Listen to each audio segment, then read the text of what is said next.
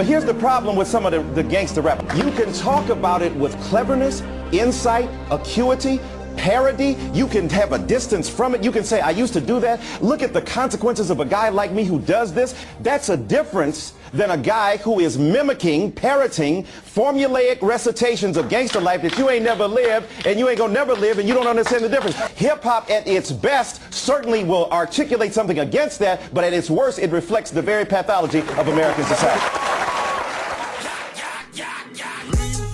The pain and suffering that is caused by gun violence is now an all too common feeling for Americans, especially Americans living in urban communities. Gangster rap is a style that was first used by hip-hop MCs to highlight a specific set of circumstances throughout the community regarding the ills of their neighborhood. The loss of social structure, the lack of jobs, and the emergence of the crack economy. Combined, these factors created a perfect storm, which I call the urban trifecta, and which transformed the nature of black radicalism in urban America.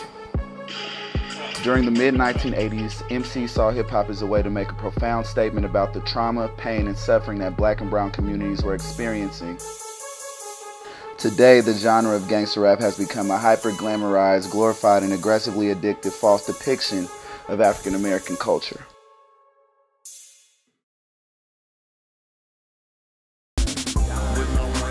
Studying the issues with the glamorization of guns and violence within hip-hop is important because it is one of the most significant channels of expression for black and brown youth.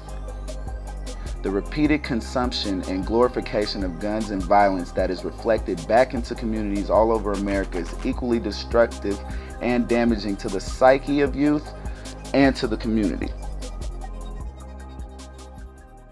Anytime you have a population that's socially neglected, economically abandoned, and under intense police surveillance with the young people, you're going to get folk turning on each other. You're going to get folk tied to the drug industry, and unfortunately, killing a whole lot of innocent people. I was there in Chicago yesterday.